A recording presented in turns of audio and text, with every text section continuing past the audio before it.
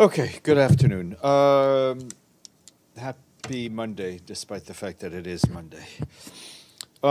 Secretary General is in Kingston in Jamaica today, and as we speak, he's just started a meeting with Prime Minister Andrew Holness. As we told you on Friday, they are expected to discuss several important issues, including the efforts to reform the global financial architecture, climate, and Haiti, all of those which Jamaica is involved in. Immediately after the meeting, the Prime Minister and the Secretary General will hold a joint press conference that will be streamed on UN Web TV.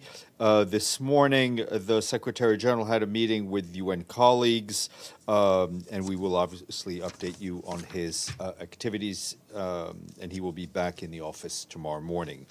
This morning, the Security Council held a meeting on Ukraine, briefing council members by video conference. Under Secretary General for Humanitarian Affairs and Emergency Relief Coordinator Martin Griffiths.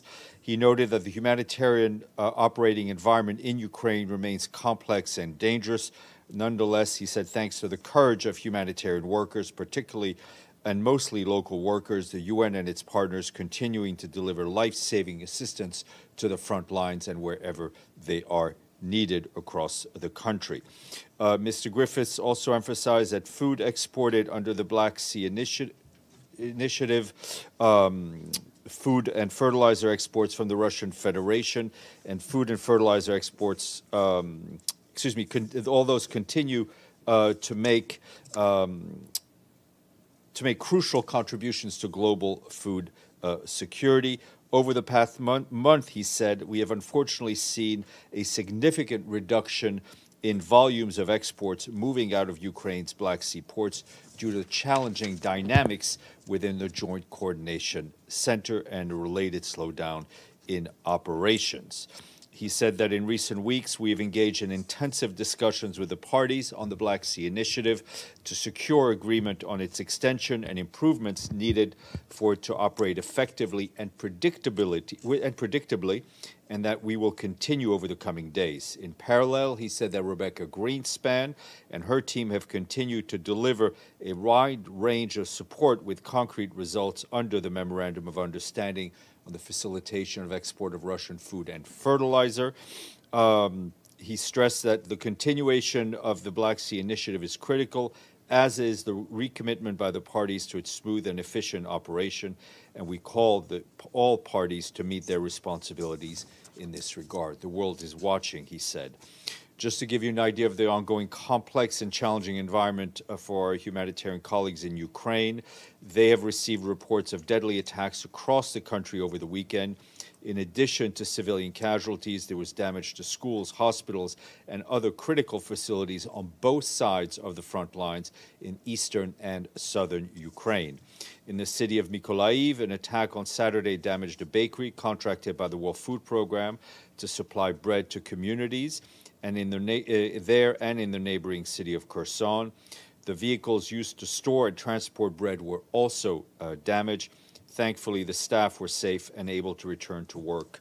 The humanitarian coordinator for Ukraine, Denise Brown, said that the humanitarian community will continue to support the courageous work being done by the colleagues who work, by the staff who work in that bakery in their efforts to bring bread to Frontlines community. Once again, we call on the parties to protect civilian infrastructure in Ukraine in accordance with international humanitarian law. Rosemary DiCarlo, the Undersecretary General for Political and Peacebuilding Affairs, spoke at this morning's high-level special meeting on the 75th commemoration of the Nakba. She expressed deep concern as we see the prospects for restarting a political process towards a two-state solution based on UN resolutions, international law, and previous agreements continue to diminish. She noted that only last week, yet another dangerous escalation in Gaza. Israeli airstrikes led to the loss of 33 Palestinian lives, including women and children. One Israeli civilian was also killed by Palestinian rocket fire. Ms. DiCarlo echoed the Secretary General's words in a statement issued yesterday, welcoming the ceasefire and calling on everyone to observe it. She said the UN position is clear, the occupation must end, a two-state solution that will bring lasting peace and security for Israelis and Palestinians alike must be achieved in line with international law, UN resolutions, and previous agreements. Turning to Sudan, a month of fighting has clearly taken a devastating toll on civilians in that country. The World Food Program is ramping up assistance to people fleeing the violence, including to those newly displaced from fighting in the capital. WFP has also started its first ever distribution in the state of Al Jazeera. This life-saving aid is critical given the heightened risk of food insecurity in the coming weeks. Our humanitarian colleagues tell us that the prices of staple goods have risen dramatically, and the conflict is threatening the main planting season. In light of surging needs in Sudan, the UN Office for the Coordination of Humanitarian Affairs and the High Commissioner for Refugees will jointly launch a revised humanitarian response plan and regional refugee response plan for Sudan. That will take place on Wednesday, and you can follow it on the webcast. Turning to Somalia, floods continue. Floods caused by the annual rains have left a trail of destruction across the country. Homes and farmland have been inundated, livestock has been washed away, and school and health facilities have been temporarily shut down. With the authorities, we will conduct a rapid needs assessment mission tomorrow. According to early estimates by our partner, more than 460,000 people have been impacted, including nearly 219,000 men, women, and children who have been displaced due to these floods. Our humanitarian colleagues tell us that in Hirshabelle State, one of the most impacted areas, the Shabelle River overflowed its banks, forcing thousands of people to move to higher grounds. We, along with our partners, are implementing a national flood preparedness and response plan, but we will need funding to meet these increased needs. The nearly $2.6 billion humanitarian response plan is only 25% funded so far. FAO, for its part, and the World Food Program have sent in early warning text messages to 5,000 farmers across that state. FAO and its partners have provided sandbags, shovels, and other supplies to help clear drains and mitigate flooding. WFP is also sending 17 tons of high-energy biscuits and has provided boats to reach people in flooded areas. Should the rains continue in Somalia and the Ethiopian highlands, we estimate that up to 1.6 million people could be impacted, with more than 600,000 displaced. The rains also create an increased risk of waterborne diseases. Also on severe weather, Cyclone Maka made landfall in Rakhine State in Myanmar yesterday. The cyclone has brought heavy rains, flooding, and strong winds across coastal and low-lying areas in Myanmar and Bangladesh. Poor weather conditions, telecommunications interruptions have made it difficult for our colleagues to assess the full extent of the damage, but early reports indicate that destruction has been extensive and already vulnerable people will need humanitarian support. As we said last week, ahead of the cyclone's arrival, we had pre-positioned supplies and personnel to assess the response needs. Our colleagues continue to see what the situation is like while making sure they can sustain the ongoing programs to respond to the ongoing humanitarian crisis both in Myanmar and Bangladesh. Also, an update on our relief efforts in Malawi. 2 months after Tropical Cyclone Freddy devastated the country, UN agencies and our partners continue to support the government-led response. Through the end of April, we provided supplies, including food and shelter, to more than 570,000 people in hardest-hit areas. When the cyclone made landfall, Malawi was already facing its worst cholera outbreak in 2 decades. In response, we ensured access to clean water for nearly 660,000 people. More than 270,000 school children receive water, sanitation, and hygiene supply. Altogether, we've reached 1.4 million men, women, and children with humanitarian assistance. But to continue this work, we will need more funding. So far, the flash appeal is just 21% funded. It asks for $116 million US. Update from the Democratic Republic of the Congo, where peacekeeping mission has just completed a joint reconnaissance mission with the administrator of Kalale territory in Bushushu in South Kivu, which was, as you will recall, severely hit by floods and landslides.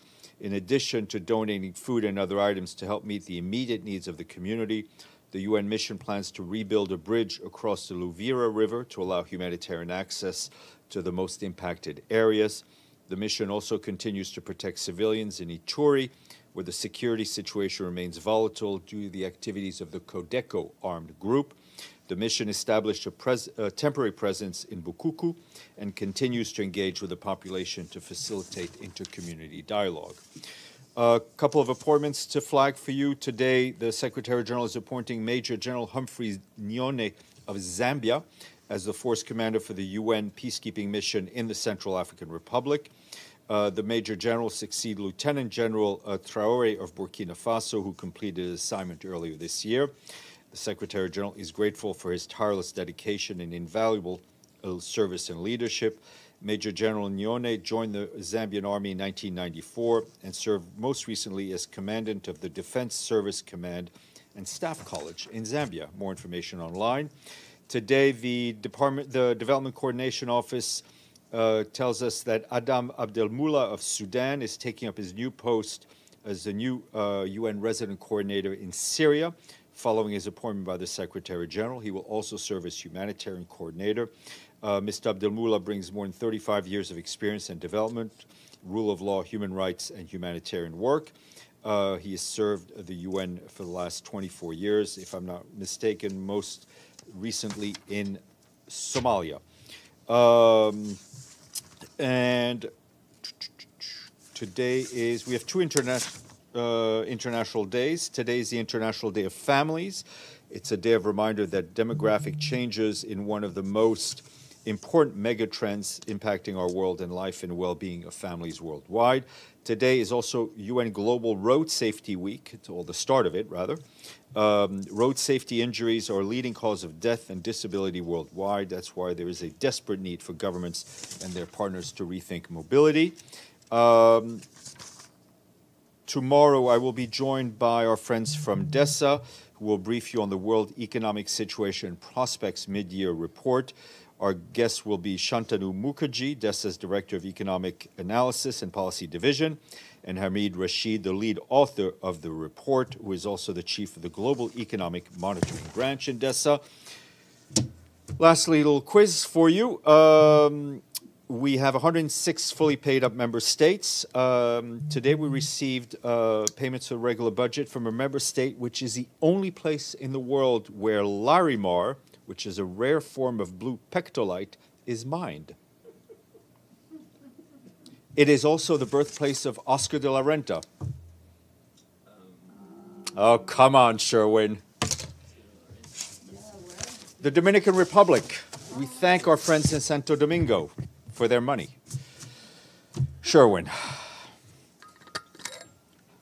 If late last week, South Africa's president had a call with Russia's president, and the Kremlin put out a statement afterwards saying that President Putin supports President Ramaphosa's idea of a group of African leaders discussing the prospects of settling the conflict in Ukraine, noting that Russia had never refused to work on a diplomatic track. Since then, Ramaphosa has said that the UN remains the only viable mechanism through which the global community can strive for peace and common development.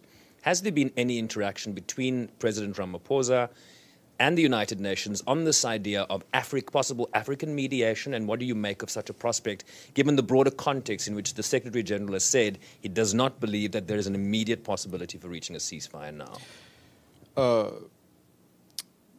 I'm not aware of any direct contact between President Ramaphosa and the Secretary General on this particular issue. I think any effort to bring peace to Ukraine that involves all of the parties to this conflict is to be welcome. There is I think the international community as a whole, every member state has a responsibility to do what they can to see an end to this conflict, in line with the Charter, in line with General Assembly resolutions, and in line with international law.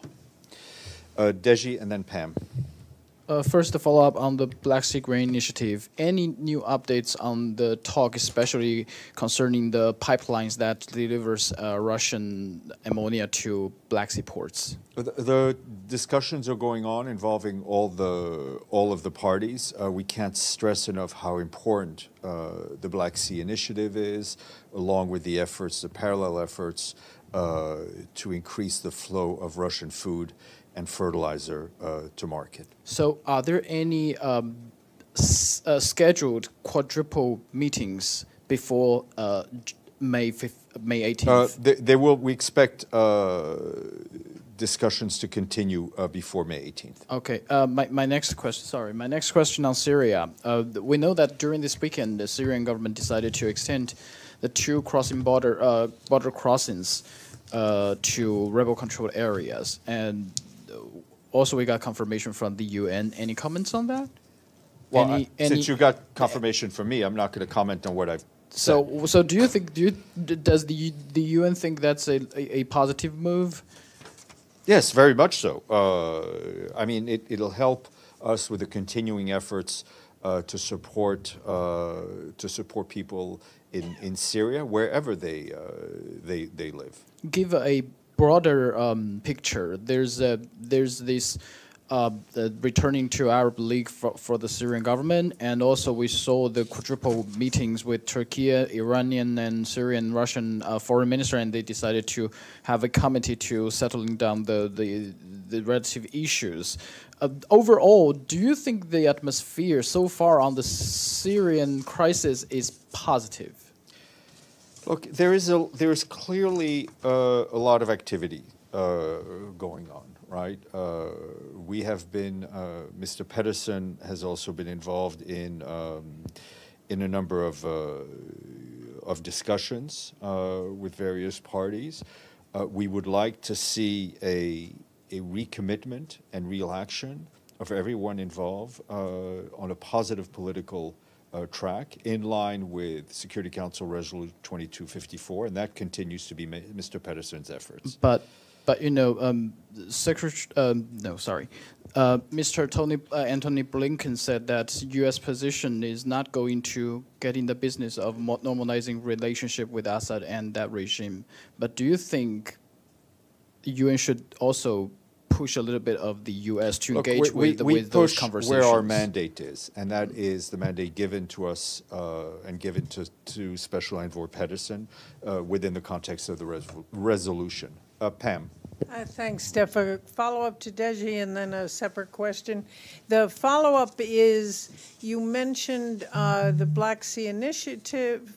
Is there any sense that this will, in the next few days before May 18th, be expanded to not only include grain and include the ammonia pipeline, and is that the UN position at this point? The UN position is that we want to see a continuation and full implementation of the Memorandum of Understanding, which covers the export of grain, also mentions the pipeline, and also full implementation of the agreement between UN and the Russian Federation regarding the issue of export of Russian food and fertilizer. Okay, thank you. And on the new IOM Director General, you mentioned it, but can you say what significance it has, what importance the agency has, and that U.S. now directing it? Thank you. I didn't mention it. I did not. Oh. I did not mention it. It's not. I mean, there were elections taking place at the IOM through its own governing body. They're a specialized agency of the UN system. So it's not for me to comment on elections. We obviously look forward to working with the new leadership. IOM, which has the UN's mandate to deal with migration, is a critical part of the UN system as we see the issue of migration being front and center, not only in this hemisphere, but all over the world. And they work hand in hand with UNHCR, which has the refugee mandate, in ensuring that people who are on the move, who are forcibly on the move, are treated with the human rights they deserve, the dignity they're reserved, and the rights they have enshrined in international law. Abdelhamid, and then Benno. Thank you, Stefan. I have 3 questions, in fact. I start with the ceasefire in Gaza, between Gaza and Israel. Did Tor Winsland, the special coordinator, have anything to do with it? What was his role in reaching this ceasefire? I think he along with member states, I think work, as we mentioned in the statement, all work towards the same goal, and that is reaching the ceasefire, which was done. My second question about a Palestinian prisoner. His name is Walid Dagga.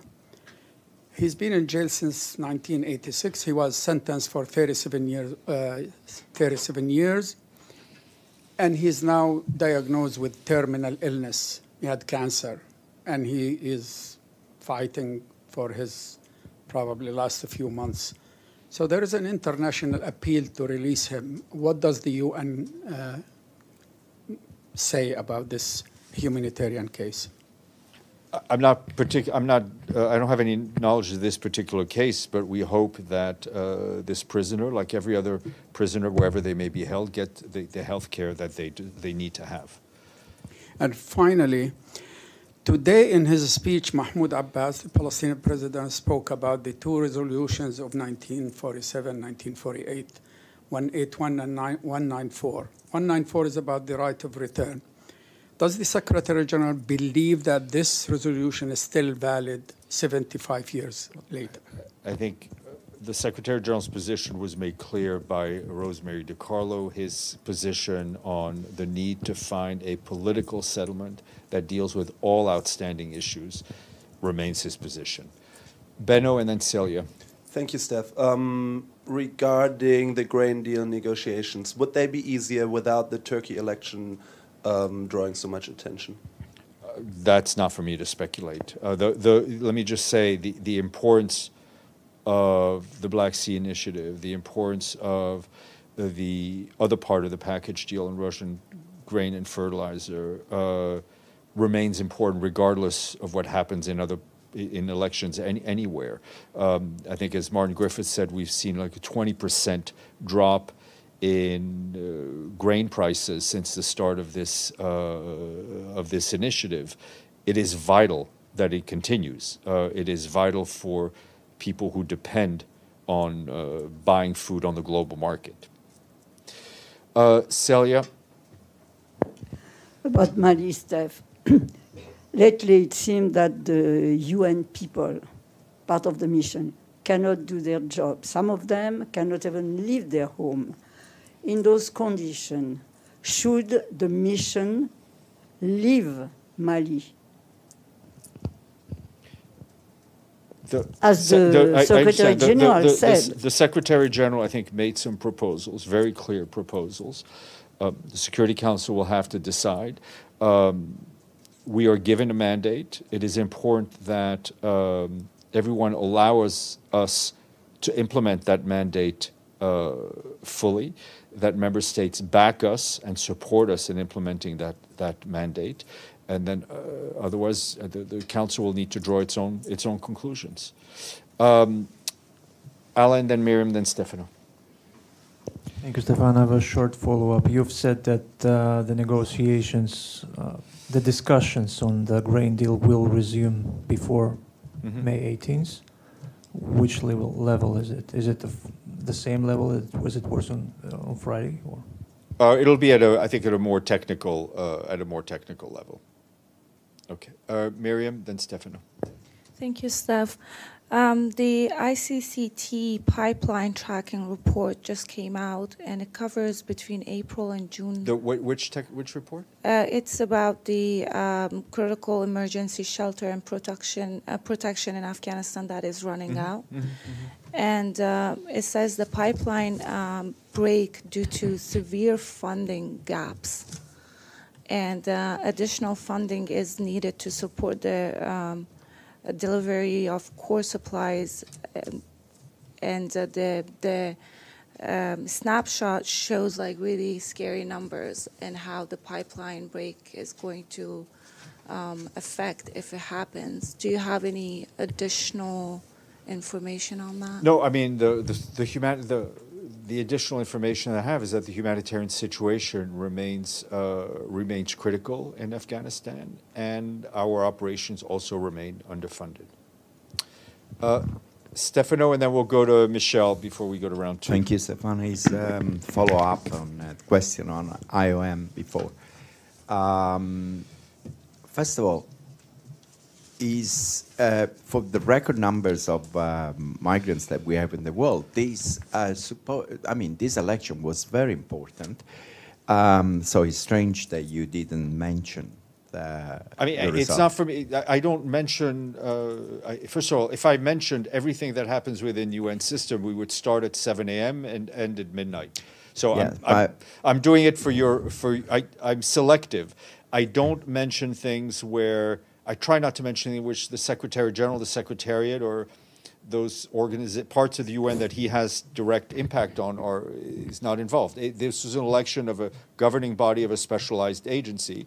I mean, they sent out a press release, so you were informed.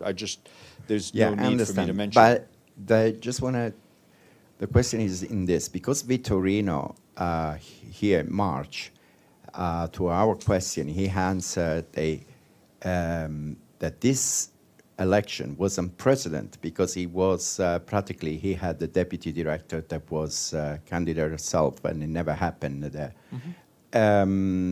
And he, at least this is what we heard, that he had the approval, support of Europeans, and some of the rights also included the Secretary General, even if it was not public.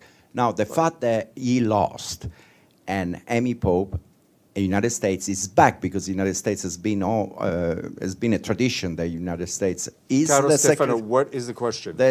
Well, the question was direct. Is the Secretary General, I mean, had tried to connect right away with Pope and find a way? The Secretary General did not speak to any, was not involved in this election. He does not have a vote. He is not a member state. He's not sitting on the governing body of IOM. The member states took a vote. We support, as a general practice, we support democracy, we support votes. They took a vote. They took a decision. It is their decision. We will, obviously, we look forward to working with the leadership of the new leadership of IOM as we've worked with the previous one. Okay, Michelle Nichols. Thanks, Steph. No surprises. I've got a few grain deal questions. Just further to what you said about discussions continuing, do you mean just discussions among officials at the JCC, or is Martin Griffiths or Rebecca Greenspan planning to do some travel, I expect or more speak to someone more senior? Is the SGA going to speak to anyone? I expect more formal discussions at the technical level to take place in the next few days in Istanbul. In Istanbul, so at the JCC? Well, I mean, where they physically are held, I don't know, but in Istanbul, yes. Okay, among all four parties? That would be the best way to make sure that all four are involved. Okay, and has the SGA received any kind of response to his letter to Putin? Nothing to share with you at this point. And then final one, last year when Russia suspended its participation, the JCC continued to operate. Is that potentially going to happen after May 18? Will the remaining three parties in the JCC start authorising and inspecting ships and continue? Look, I'm not going to speculate. What we are looking for is the continuation of the work of the JCC as it was designed and as it was agreed to and as it was signed on by the parties. Mr. Schmidt. Schwinghammer. Sorry. You did that before. Yeah, I don't know why I know Benno Schmidt. Yeah, we have to discuss that. Yeah, we have to discuss. Yeah, we have to. Apologies. Years of therapy. Yes, sorry. About the G7 meeting in Japan. Did you already announce if the SG is traveling there? I have not announced it. But Will you? As a matter of practice, the Secretary General has attended, I think, almost every G7 meeting. So, what the other guy said. Yes, Deji. I just want to make a comparison. The annual budget for United Nations this year is $3.4 billion. For the record, NYPD this year, fiscal year 2023, the budget is $11 billion. What do you think of this number could tell that a organization to try to keep world stability and world peace is actually less than half the budget than NYPD? Well, you know, I'm not going to start to compare the budget of the UN with the budget of the police in New York. We rely on our host country, including the NYPD, to keep all of us safe in this community.